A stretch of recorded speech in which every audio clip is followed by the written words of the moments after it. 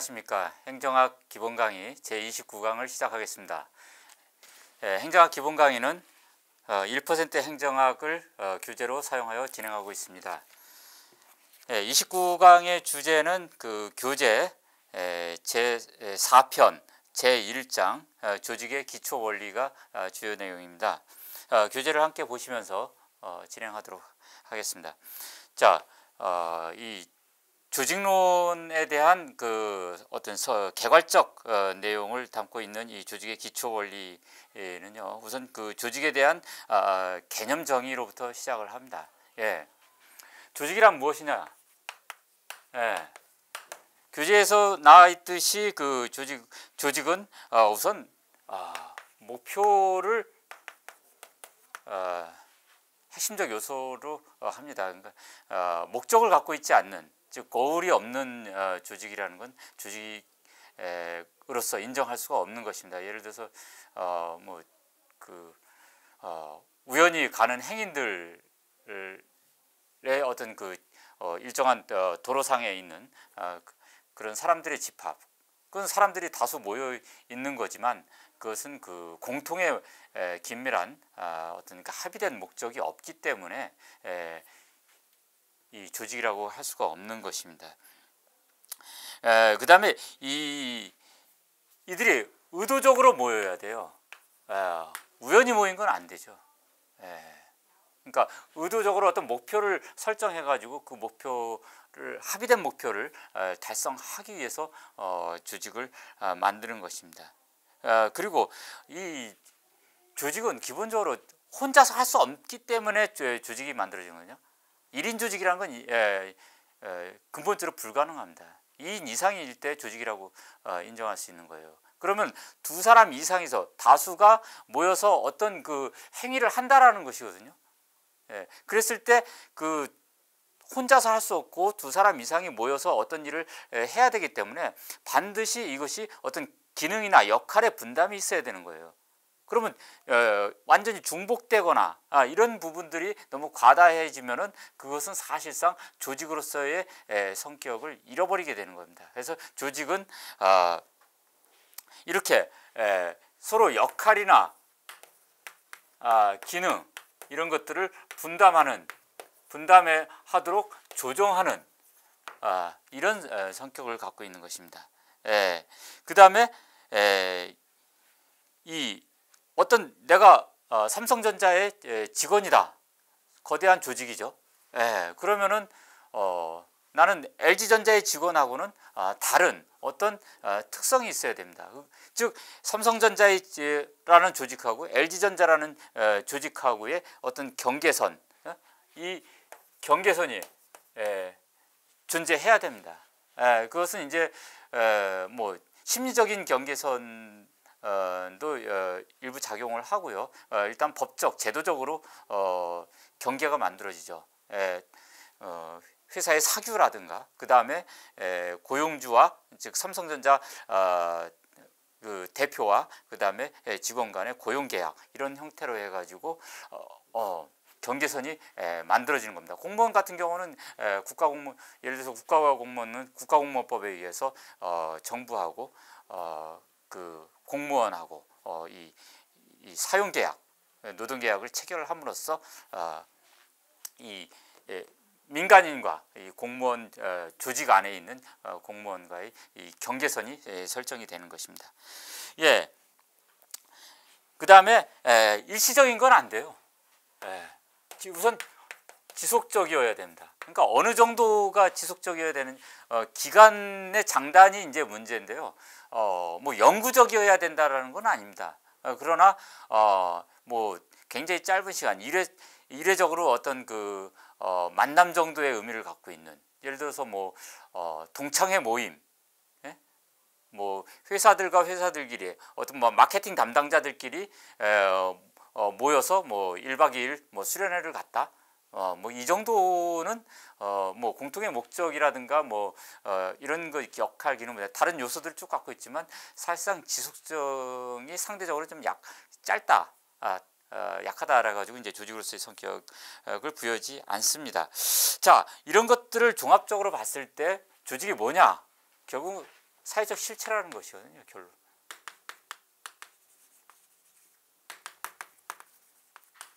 엔터티를 갖고 있다는 거예요. 예. 예, 사람들의 모임인데요. 예, 그것이 사람과 사람, 예, 다수의 n명의 사람 플러스 알파가 있다라는 겁니다. 이게 사회적 실체의 기본 개념이에요. 예, 우리가 여러분들 사회 현상에 대한 여러 가지 연구 접근 방법, 즉 행정학의 접근 방법론에서 우리가 공부했던 어떤 철학적 관점들을 공부를 했습니다. 그때 우리가 실체론이냐, 명목론이냐, 내지는 관념론이냐, 이 관점을 이미 공부했습니다. 실체론이라는 것은 우리가 외계 현상이 우리 인간의 의식과 관계없이 이미 존재한다라는 겁니다. 우리가 느끼기 전에, 우리가 생각하기 전에 이미 있는 것이고 우리는 그걸 감각기관을 통해서 받아들이는 것뿐이에요. 우리가 그걸 인식하고 말건 간에 그건 분명히 존재하는 겁니다. 그거는 어떤 책상이라든가 이런 칠판, 분필과 같은 물리적 실체뿐만 아니라 인간이 만들어 놓은 어떤 구조물, 조직이라는 거죠. 그런 것도 하나의 실체로서 존재한다라고 보는 겁니다. 그러나 이 명목론 내지는 관념론이라는 개념은 정말 진정 존재하느냐라는 것에 대해서 회의를 갖는 것입니다. 그 진정 존재하는 것인지 아닌지 우리는 확인할 길이 없는 것이고, 우리가 알 수 있는 것은 우리의 감각기관을 통해서 들어오고 그것이 우리의 사유를 통해서 인식된 그 인식물 그 자체일 뿐이지 정말로 존재한다라는 것은 확인할 수 없는 것이다 라는 것에 대해서 실체론에 대한 회의적 견해를 갖고 있는 견해입니다. 이것은. 그래서 사람마다 느끼는 것이 다르고요. 모든 것은 관념을 통해서 투영되는 것이기 때문에 우리는 진정 우리가 알 수 있는 것은 관념일 뿐이지 외계에 존재하는 건 아니다라는 거죠. 그러므로 이 조직이 정말 외계에 존재하는 거냐 아니냐에 대해서 상당히 이 명목론에서는 이 인간이 관념적으로 받아들인 것 그 이상도 아니다라는 거 보는 것입니다. 그런데 이제 현대 그 모든 그 사회학을 비롯한 행정학, 뭐 조직이론 이 모두가 실증주의 철학을 기반으로 하고 있기 때문에, 즉 논리 실증주의를 기반으로 하고 있어요. 그렇기 때문에 이 실체론에 입각해 있기 때문에 조직에 대한 개념 정의도 사회적 실체로서 정의하고 있는 것입니다. 예. 그러니까 이 조직에 대한 개념 정의를 보면은 사실 이 조직론 전체가 어떤 체계로 갈 것이냐 하는 요소들이 사실상 다 나오고 있습니다. 예. 자, 여기까지가 이제 그 조직에 대한 개념 정의였습니다. 자, 학자들별로 이 조직에 대한 개념 정의가 상당히 다양합니다. 뭐 에치온이라든가 카친 칸, 그다음에 웨버, 뭐 바나드, 그다음 뭐 윅, 셀즈닉 이런 학자들마다 다 달라요. 그러니까 조직이 갖고 있는 여러 가지 속성들이 있습니다. 이 개념 정의에서 나오는 그런 속성들 중에서 어디다 초점을 맞추느냐에 따라서 이 조직의 특성들이 부각이 되고요. 그러니까 조직은 무엇이고 조직은 어떻게 움직이고 그리고 조직이 달성하고자 하는 목적을 어떤 방법으로 달성하게 되고 또 어떻게 유도를 해야지 그 목적을 잘 달성하는가 하는 제반 조직의 운영 메커니즘에 대한 이해도 결국은 이 개념 정의에서 나오는 여러 가지 부분에 대해서 어디에다가 초점을 맞추느냐에 따라 다르고 특히 이 실체론과 명목론도 상당히 이 접근 방법에 대해서 영향을 미친다라는 것입니다. 우리가 이 조직을 바라보는 관점은요, 교재에 있듯이 크게 세 가지 관점으로 나눠집니다. 이것은 이제 조직의 변수하고도 관련된 것인데요. 우선 구조적 관점이고요. 두 번째 행태적 관점이에요. 그 다음에 3 체제적 관점입니다. 조직을 바라볼 때요, 조직이 무엇이냐라는 것이거든요. 이 구조라는 건 스트럭처라고 하는 겁니다. 스트럭처. 이 구조라는 거는 사람과 사람이 조직이라는 형태에서 지속적으로 어떤 활동들을 할 때 그것이 어떻게 이루어져야 되는가 하는 거를 조정하는 방식이에요. 그러니까 사람들이 모여서 어떤 회사를 만들거나 어떤 팀을 형성을 했습니다. 그러면은 거기서 팀장은 누구고 팀장은 어떤 일을 해야 되고 그 다음에 부하들도 각 기능 역할에 따라서 사람들을 다 배치합니다. 그래서 일을 언제부터 어떻게 하고 명령은 어떻게 전달을 하고 그 다음에 성과가 나면 그것을 어떻게 평가하고 이런 제반 방식들에 대해서 규정을 하게 됩니다. 그런 인간이 조직이라는 형태에 모여서 만들어낸 그런 일과 역할, 기능 이런 것들의 분담하는 방식과 조정하는 형태 이것을 우리가 스트럭처라고 하는 것입니다. 뭐 간단한 이 스트럭처는 그냥 조직을 구조로 보면요. 그냥 테이블로 나와요. 우리가 기구표라고 하는 거죠. 기구표. 이렇게 피라미드 계층 구조에서 사장은 누구고 이사는 누구고 부장은 누구고 쭉쭉쭉 해가지고 여기는 뭐 마케팅부, 뭐 생산부 이렇게 쭉 이렇게 하나의 피라미드 계층 구조로 이렇게 쭉 테이블 형태로 나오는 거 이게 구조입니다. 그러니까 조직은 가장 중요한 게 구조라고 보는 거예요. 이 구조적 관점에서는요. 그러면 구조가 조직의 모든 것을 결정한다라고 보는 겁니다. 그러니까 구조를 잘 만들면 조직이 원래 목표로 했던 바 이것을 잘 달성하는 것이고 구조가 엉망이면은 목표가 제대로 달성이 안 된다고 보는 거예요. 그리고 구조가 인간을 만들어 간다고 보는 겁니다. 우리가 그 유명한 말이 있죠. 흔히 그 상식적으로 하는 얘기. 뭐 바보 같은 사람도 반장이라는 자리에 누면은 반장처럼 일을 잘하게 된다. 뭐 공부도 잘하고 뭐 뭐든 다 모범적인 행동을 하고 이렇게 된다고 하죠. 그러니까 자리가 사람을 만든다라는 말을 참 많이 합니다. 그게 사실상 구조적 관점을 보는 겁니다. 인간이 갖고 있는 개인적 속성과 관계없이 구조 자체가 자리도 하나의 인간이 설정해놓은 임무의 표현 형태로 구조거든요.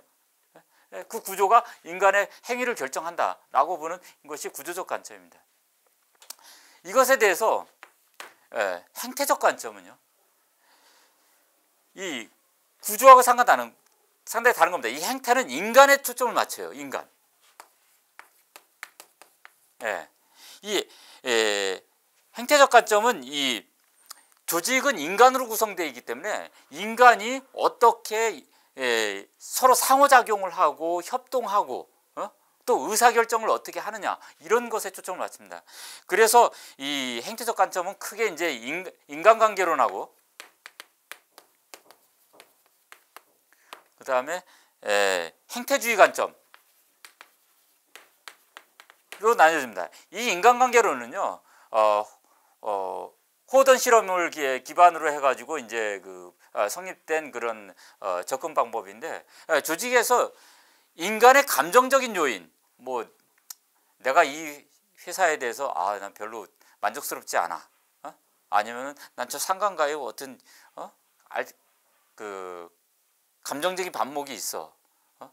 내가 일은 이렇게 부여됐는데 내가 원하는 일이 아니야. 이런 그리고 내가 일을 해도 누가 상관들이 인정을 해주지 않는 것 같아. 이런 인간이 그 구조와 관계없는 이런 심리적인 요인들이거든요. 그런 것들이 사실상 조직의 이 목표를 달성하는데 결정적으로 중요한 요인이 된다라고 보는 것이 이 인간관계론입니다. 그래서 인간이 사실상 이 테이블상에서 주어진 일만 하는 건 아니거든요. 그런 이 공식적으로 나타나는 이 테이블, 기구표 이면에 숨어져 있는 인간들의 그 숨어진 행동들, 감정들, 태도들의 일정한 패턴들이 있다고 보는 것이고 그런 것들을 잘 연구하면은 일정한 규칙성을 찾아낼 수 있다고 보는 겁니다. 그래서 어떤 원인에 의해서 그런 행위의 패턴들이 나타나다. 태도나 가치관 이런 것들이 나타난다고 보고 그것의 상관관계를 분석을 해서 이것을 조직의 목표를 달성하는데 유리한 방향으로 이끌어 나가도록 하자라는 것이 인간관계론이죠. 그러니까 구조 이면에 숨어 있는 인간의 행위의 패턴 이런 것들을 밝혀내자라고 보는 것이 인간관계론입니다. 이것에 대해서 행태주의는 이 조직이라는 것은 이 기능 분담과 조정인데요. 이 협동이라는 관점에서 상당히 강조점을 두는 겁니다. 인간이 모여가지고 왜 조직이라는 걸 만드느냐 이런 거죠. 서로 협력을 하자라는 것이거든요. 예? 각자 움직일 거면은 조직이라는 형태를 만들 필요가 없는 것이거든요.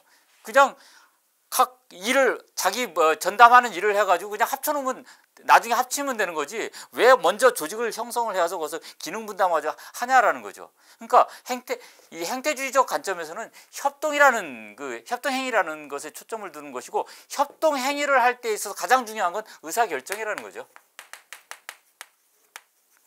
그래서 정보가 어떻게 분포가 돼 있고 어떻게 흐르고 의사 전달이 어떻게 되고 그리고 네트워크, 인간과의 소셜 네트워킹이죠. 사회적 관계가 어떻게 형성돼 있고 그리고 권력이 어떻게 누구한테 사실상 집중돼 있고 권한은 어떻고 권위는 어떻고 하는 인간과의 관계, 영향력이라든가 강제력 또 그다음에 그것의 동의, 부동의 이런 협동적 과정에서 나타나는 그런 행태라든가 아니면은 의사결정의 방식 이런 것에 대해서 초점을 맞추는 것, 이것이 행태주의입니다.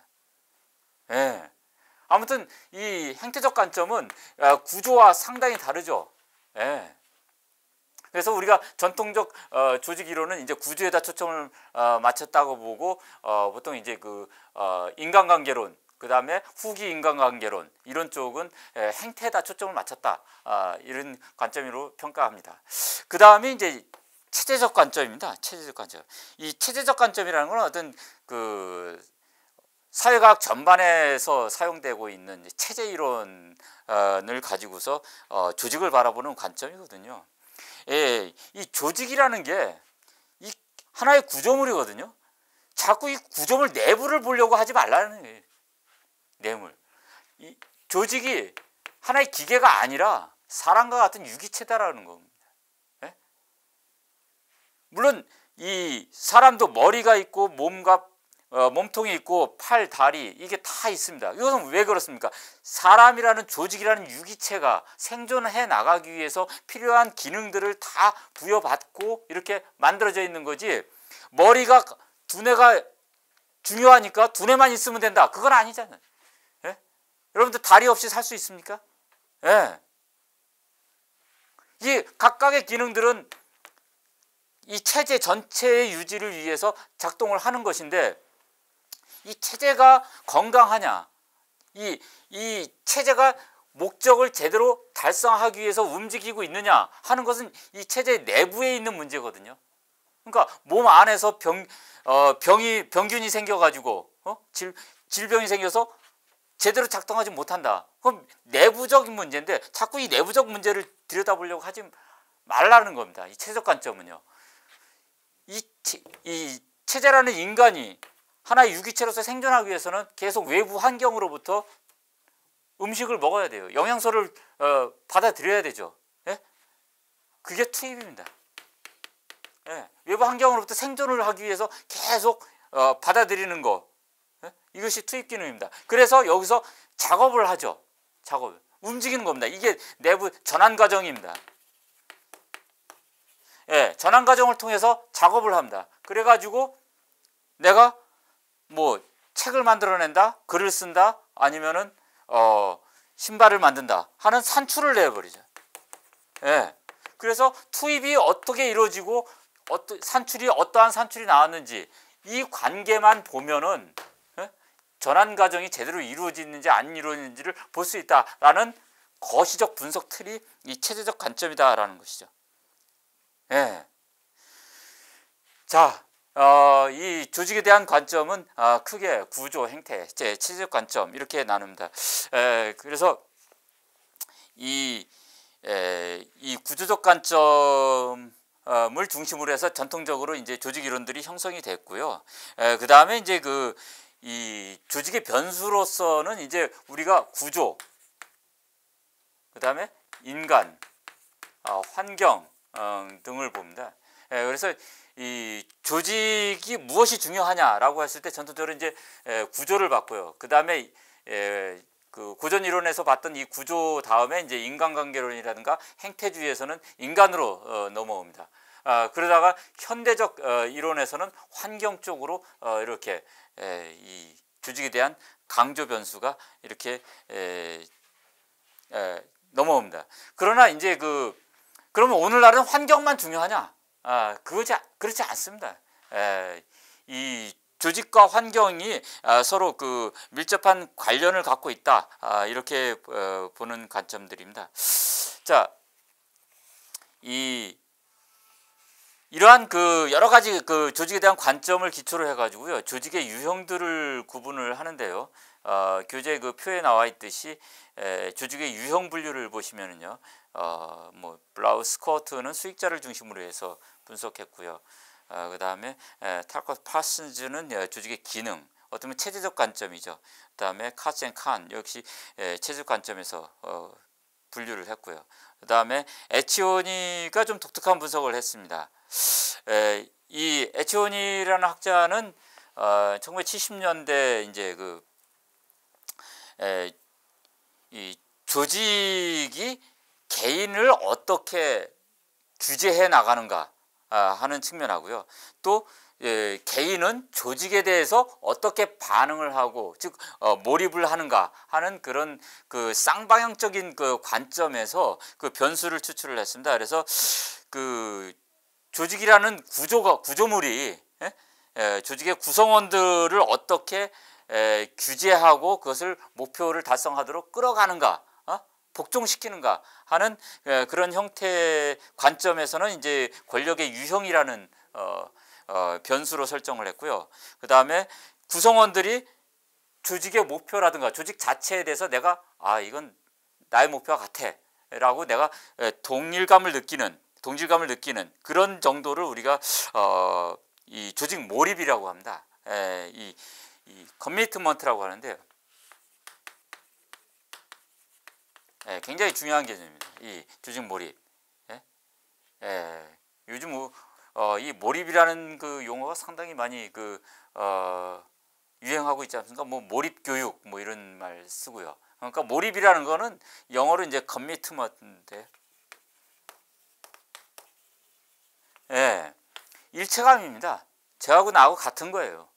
같다고 하는 생각하는 그 하나의 태도, 그런 그 인식을 얘기합니다. 일체감을 내가 어느 정도 갖냐 하는 건데, 그거에 대해서 일체감을 왜 갖게 되느냐 하는 일체감의 근거로서 이제 그 소극적이냐, 이해타산적인 거냐, 도덕적인 규범적인 거냐, 이런 것을 기준으로 해서 또 분류했습니다. 그래서 총 9개의 이제 그 테이블이 나오는데요. 그 중에서 이 조직 몰입의 유형하고 조직 권력의 유형이 서로 매칭이 되는 그런 세 가지 형태로 이제 강제적 복종, 공리적 복종, 규범적 복종의 세 가지 형태를 만들어냈고, 이러한 복종의 형태에 따른 조직을 세 가지로 강제적 조직, 공리적 조직, 규범적 조직으로 이렇게 나누었습니다. 그래서 사실 이 에치오니의 구분 형태는 결국은 이 조직을 분석하는 데 상당히 여러 가지의 관점들을 제시해 줍니다. 그러니까 구조가 어떻게 구성원들에게 작용하는지 하는 측면하고, 다시 구성원들이 조직에 대해서 어떻게 반응을 하는지 하는 거를 또 몰입이라는 개념으로 이렇게 제시를 하고 있기 때문에 상당히 중요한 관점이라고 볼 수 있습니다. 그 다음에 이제 리커트의 분류는 이 체제를 4가지 형태로 분류해서요, 의사결정에 부하들이 얼마나 참여하느냐 하는 참여 수준에 따라서 분류한 것이고요. 그 다음에 이제 우드워드의 분류는 이제 이 조직은 결국은 일정한 기능 분담을 통해서 목표를 달성을 해가거든요. 그런 기능 분담 과정에서 사람이 행위하는 그런 어떤 세부적인 역할들을 우리가 이제 기술이라는 용어로 사용합니다. 그래서 이 인간들이 조직 내에서 그 구성원이 기술을 어떤 기술을 사용하느냐에 따라서 조직이라는 어떤 구조물에 어떻게 영향을 미치고 결국 조직의 성과를 어떻게 만들어내는지라는 것의 상관관계를 분석하는 것이 이 우드워드의 분류입니다. 그래서 이 기술과 관리 구조와의 그 관계에 따른 실증 분석을 토대로 해서 조직을 분류했고요. 그 다음에 베니스는 조직의 기능을 여러 가지 그 환경과의 관계에서 어떤 기능을 수행하느냐 라고 분석을 했습니다. 그 다음에 이제 상당히 유명한 분류로서 이제 민츠버그가 분류한 조직의 그 분류는요. 이것은 조직이 어떠한 그 기능을 어떻게 분담해서 그 구조화시키는지 그것을 그 어떤 그 조직이 수행해야 될 전문적인 일, 즉 목표의 특성 그리고 거기에서 그 기능들의 어떤 그 분담 구조와의 상관관계 이런 것을 연결해서 가장 그 효과적인 그런 그 일의 수행 방식을 어떻게 조직화하느냐에 따라서 5개 형태로 조직의 구조를 분류를 했습니다. 자, 지금까지가 이제 조직의 유형 분류였는데요. 다음으로 이제 그 공조직과 사조직의 비교에 대한 관점입니다. 우리가 이제 그 행정의 개념에서 처음 얘기했을 때 공사행정 이론론이니 이원론이니 이런 구분을 했습니다. 그러니까 행정과 이제 공공행정 조직하고 기업조직, 경영조직이 같냐 아니면 같지 않냐, 전혀 이질적인 거냐, 이것에 대한 구분이거든요. 이론론은 이제 그 고전 행정이론 윌슨 패러다임에서 주장을 한 것입니다. 그러니까 그 하나의 구조물로 본 거죠, 조직을.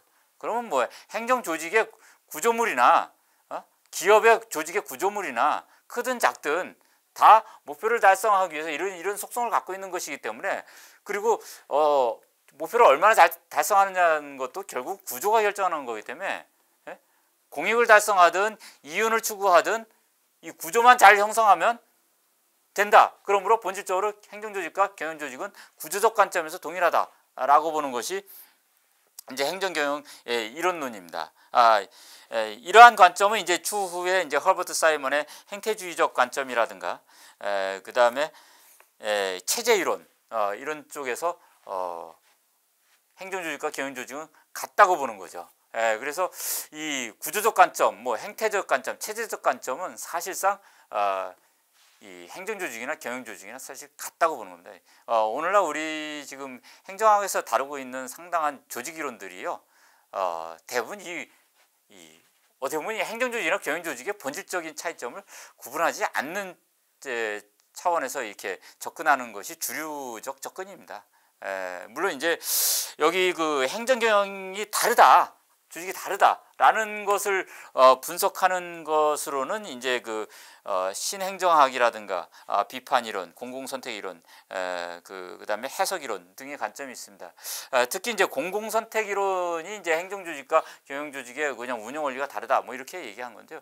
이거는 그 상당히 그 예를 들어 공공선택 이론 같은 경우는 미시적으로 뭐 공공조직에 있어서 공무원이라든가 즉 관료라든가 정치인, 이 집합적 의사결정을 하는 그런 그 개인들을 분석 단위로 해가지고 개인들이 의사결정을 어떻게 하느냐라는 것을 그 분석하기 때문에 상당히 조직의 운영 자체에 대한 어떤 그 방법론이라든가 분석 틀 이런 것들을 제한하지는 않습니다. 그래서 사실상 공공선택 이론을 조직 이론이라는 관점에서 이렇게 취급을 하지 않습니다.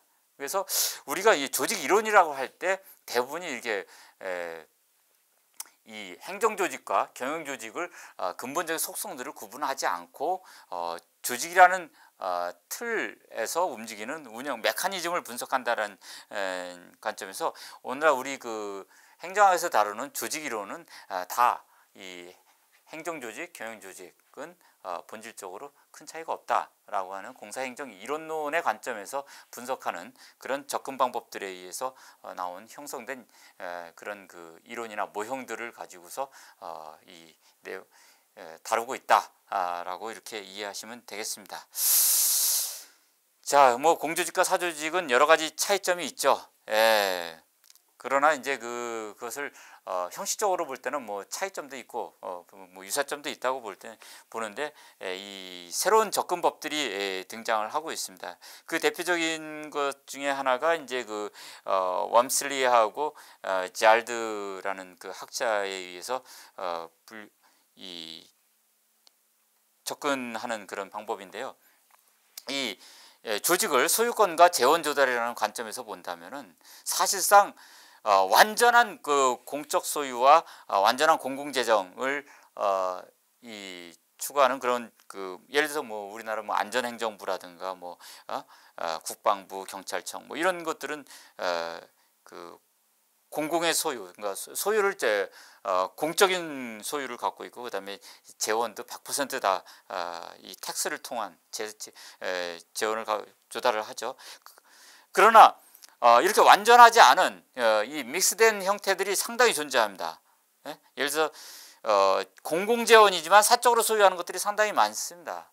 예를 들어서 많이 존재하는 NGO들, 뭐 비영리 민간단체들, 이거 민간 부분들이 소유하는 거죠. 시민단체들도 마찬가지입니다. 그러나 우리나라는 이 기부가 이제 이 도네이션이 굉장히 제한되어 있는 나라이기 때문에 그런 그 NGO들 제3섹터의 상당 부분들이 정부 재정을 통해서 보조금의 명목으로 이렇게 지원돼 가지고 운영되는 경우가 굉장히 많습니다.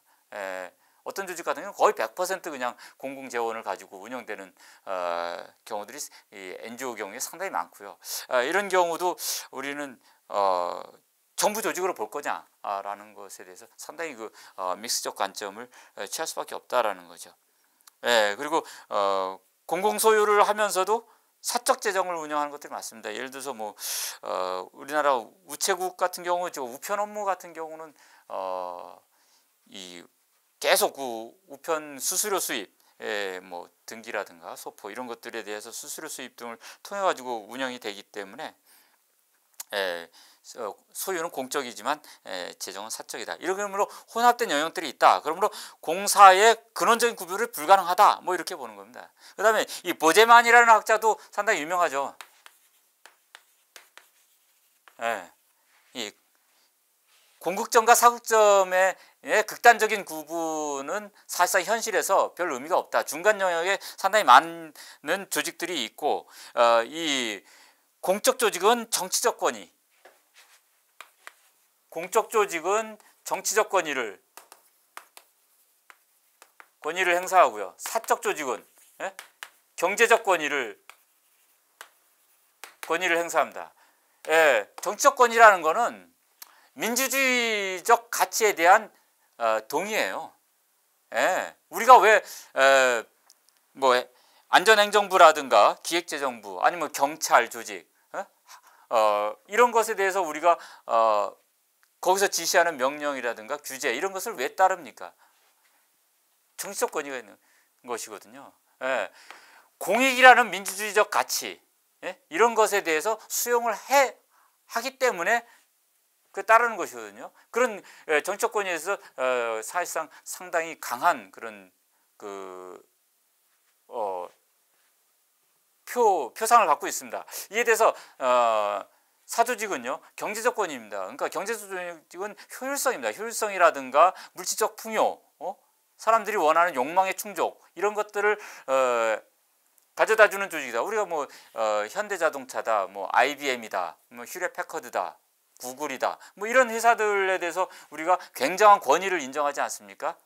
무조건 그것을 예를 들어서 구글이 또는 뭐 애플이 만들어낸 스마트폰에 대해서는 우리가 무조건 받아들이려고 하는 베스트다라고 하는 거를 우리가 인정하는 이유가 뭐겠습니까? 그거는 경제적 권위를 인정을 해주고 있기 때문에 그런 것이거든요. 그런데 현실에는 이 공적 권위와 사적 권위의 중간 영역의 조직들이 상당히 많기 때문에 이것을 양극단으로 구분할 필요가 없다라고 보는 것입니다.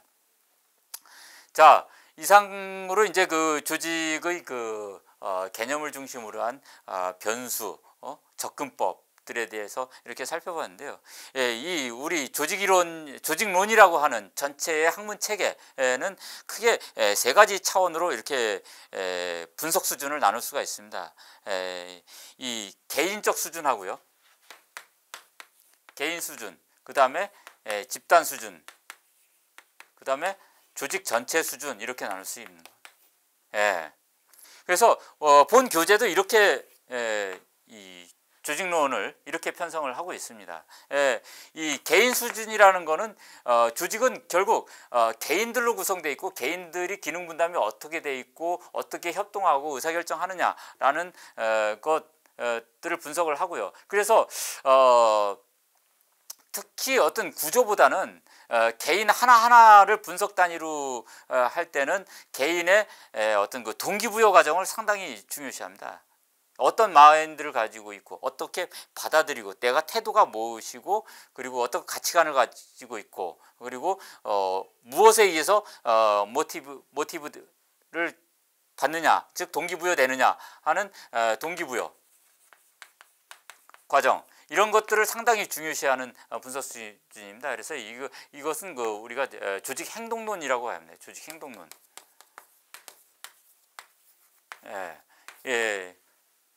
그 다음에 이제 이 개인들이 모여서 집단인데요. 사실상 조직과 집단의 구분이 어려운 경우가 상당히 많이 있습니다. 그러니까 뭐 간단히 비교하면은 어떤 회사 전체를 우리가 조직이라고 할 때요. 삼성전자 전체는 하나의 조직입니다. 그 안에 무슨 연구부, 뭐 판매부, 그다음에 생산부, 이런 각 부나 팀이 있을 때 그 하나하나들을 우리가 집단이라고 이렇게 뭐 편의상 말할 수 있는데요. 이 조직과 집단의 구분이 사실상 그렇게 명확하지 않은 경우가 상당히 많이 있습니다.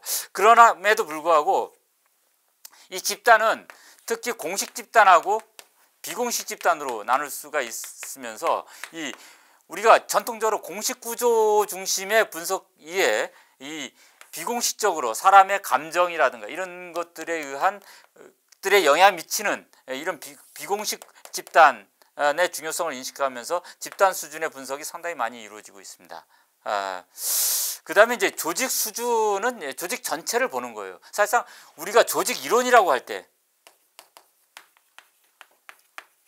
우리가 이제 추후에 나옵니다. 뭐 관료제 이론, 그다음에 과학적 관리법, 그다음에 뭐 제도주의, 뭐 공동체 선택, 공동체 생태 이론, 뭐 이런 이 조직 이론, 다양한 조직 이론들이 나오는데 다 조직 이론들은 사실상 이 조직 수준의 분석이라고 볼 수 있습니다. 그래서 사실상 우리가 조직론은 크게 이 조직 행동론하고 조직 전체를 분석을 하는 조직 이론으로 구성이 되어 있고요. 조직 이론은 조직 수준의 분석이다. 이렇게 조직이냐 개인이냐,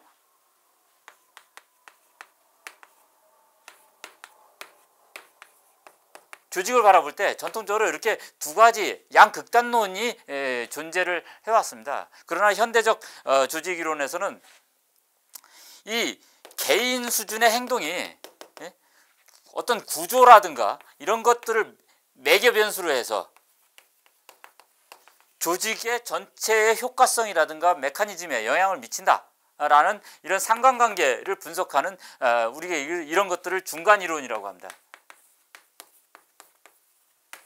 메저 시어리라고 하는데요. 이 중간 이론의 접근법들이 많이 등장하면서 이제 개인이냐 조직이냐라는 양극단의 선택적 이분적 관점을 극복하면서 통합적 관점들이 많이 등장하고 있다라는 것입니다. 그래서 자, 본서는 이제 개인 수준, 집단 수준, 조직 수준으로 이렇게 편제가 되어 있습니다. 자, 지금까지 조직의 개념과 기초 원리에 대한 설명을 해드렸습니다. 감사합니다.